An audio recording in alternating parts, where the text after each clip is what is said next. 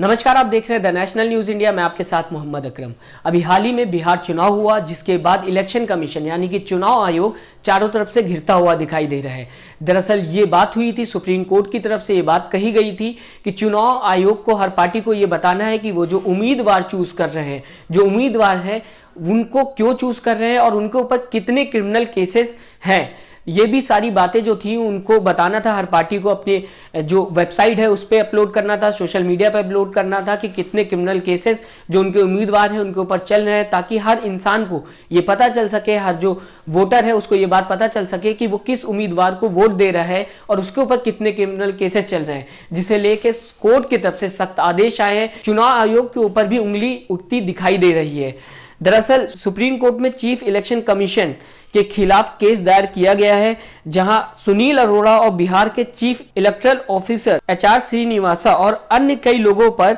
इस बात को लेकर पिटीशन दायर किया गया है कि उन्हें बिहार चुनाव में उम्मीदवारों के क्रिमिनल केसेस की डिटेल्स वेबसाइट पर अपलोड नहीं की। यानी कि जो लोग थे, जो पार्टी के लोग थे और साथ ही साथ जो इलेक्शन कमीशन के लोग थे, जिनसे ये बात कही गई थी कि आपको उम्मीदवारों के जो लिस्ट है उसमें उनके ऊपर कितने क्रिमिनल केसेस चल रहे हैं वो दायर करना था, लेकिन उन्होंने नहीं की। जिसके बाद दिल्ली के वकील ब्रजेश सिंह ने पिटीशन दायर किया है। आपको बता दूं कि दरअसल कोर्ट ने फरवरी 2020 में यह आदेश दिया था कि हर पार्टी को अपने उम्मीदवार की पेंडिंग क्रिमिनल केसेस के बारे में पार्टी की वेबसाइट या किसी भी सोशल मीडिया वेबसाइट पर अपलोड करना है, ताकि लोगों को पता चल सके। इसी के साथ आपको बता दूं कि ताकि ये भी पता चल सके कि उम्मीदवार के मामले में पॉलिटिक्स जो है, जो पॉलिटिक्स है उसमें कितने क्रिमिनल केसेस आ रहे हैं, कैसे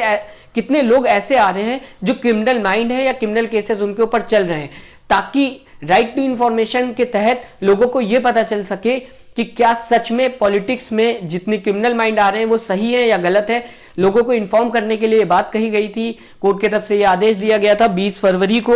जो कि बिहार चुनाव में लागू नहीं हुआ। बिहार चुनाव में हर पार्टी ने अपने जो उम्मीदवार थे उनको उतारा तो, लेकिन उनके बारे में ना ही सोशल मीडिया पे बताया, ना ही अपने साइट पे बताया, ना ही कहीं किसी अन्य प्लेटफॉर्म पे बताया। इसी के साथ आपको सबसे अहम बात बता दूं कि इसके सोशल मीडिया के साथ साथ ये भी बात कोर्ट की तरफ से कही गई थी कि वर्नाकुलर यानी कि जो वहां का लोकल अखबार है या नेशनल अखबार, उसमें भी उनके बारे में बताना है कि क्यों केसेस चल रहे हैं, किस लिए केसेस चल रहे हैं उम्मीदवारों के ऊपर, और क्या वो उम्मीदवार एलिजिबल है वो पार्टी में लड़ने के लिए। ये सारी चीजें थी जो कोर्ट की तरफ से कही गई थी, जिसके बाद हर पार्टी इस समय घिरती हुई दिखाई दे रही है। आपको बता दूं केसी त्यागी जो जनरल सेक्रेटरी है जनता दल यूनाइटेड से, उनके ऊपर भी ये बात कही गई है। जगदानंद सिंह जो president of Bihar state RJD से हैं, अब्दुल खालिक लोक जनशक्ति पार्टी से है, संदीप सिंह सुरजेवाला जो कांग्रेस से स्पोक्स पर्सन भी हैं। इसके बाद बीजेपी के बीएल संतोष हैं, उनके ऊपर भी ये केस जो है पिटीशन है वो दायर किया गया है। सारी पार्टियों के ऊपर लगातार केस जो है वो कोर्ट में चल रहा है। लगातार जिस तरीके से कोर्ट ने कहा था, आदेश दिया था कि ये जो केसेस हैं वो आपको बतानी होगी, किसी ने भी इस बात को फॉलो नहीं किया। अब फिलहाल कोर्ट में ये पिटीशन दायर कर दी गई है कि जिस तरीके से कोर्ट की बातों का, आदेश का उल्लंघन हुआ है, उसको लेके हर पार्टी के मुख्य पर्सन या फिर जिम्मेदार इंसान के ऊपर ये केस जो है, पिटीशन जो है वो दायर किया गया, जो इसके लिए जिम्मेदार था। आपको बता दूं कि फरवरी 2020 में कोर्ट का आदेश था कि हर पार्टी को अपने वेबसाइट पर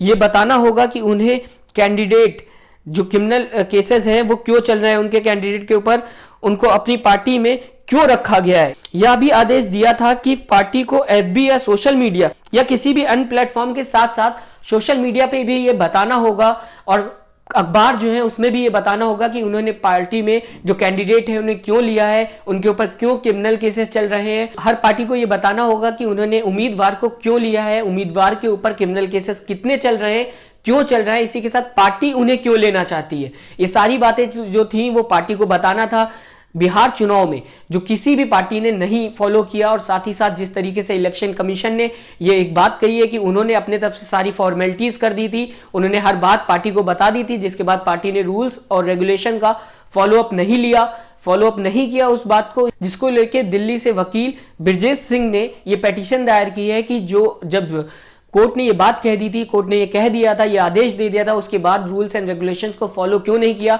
राइट टू इंफॉर्मेशन के हिसाब से अगर देखा जाए तो हर व्यक्ति को वोट देने से पहले ये बात की जानकारी होनी चाहिए कि वो किसको वोट दे रहा है और क्यों वोट दे रहा है, और साथ ही साथ उम्मीदवार के ऊपर कितने केसेस चल रहे हैं। ये इसलिए भी किया गया था ताकि ये पता चल सके कि पॉलिटिक्स जो इंडिया की है, जो इंडिया में पॉलिटिक्स चलती है, उसमें कितने क्रिमिनल केसेस माइंड लोग आ रहे हैं। साथ ही साथ ये जागरूकता अभियान भी था एक तरीके से देखा जाए तो, जिसको लेके लगातार पिटीशन जो है वो सुप्रीम कोर्ट में दायर किया गया, और अब हर पार्टी के मुख्य जो चेहरे थे जो इसके लिए जिम्मेदार थे उनके ऊपर पिटीशन दायर कर दी गई है। फिलहाल जिस तरीके से बिहार चुनाव हुआ है, लगातार हर रोज नई चीजें देखने को मिल रही हैं। अब फिलहाल देखने वाली बात यह होगी कि इस बात को लेके कोर्ट कहां तक जाती है और पार्टी को क्या क्या देखना पड़ सकता है जो उन्होंने ये रूल ब्रेक किया है। फिलहाल अगर ये न्यूज आपको अच्छी लगी हो तो इसे ज्यादा से ज्यादा शेयर करें, इस वीडियो को लाइक करना ना भूलें और प्लीज चैनल को सब्सक्राइब करें। नमस्कार। चैनल को लाइक, शेयर एंड सब्सक्राइब करें और बेल आइकन दबाना ना भूलें।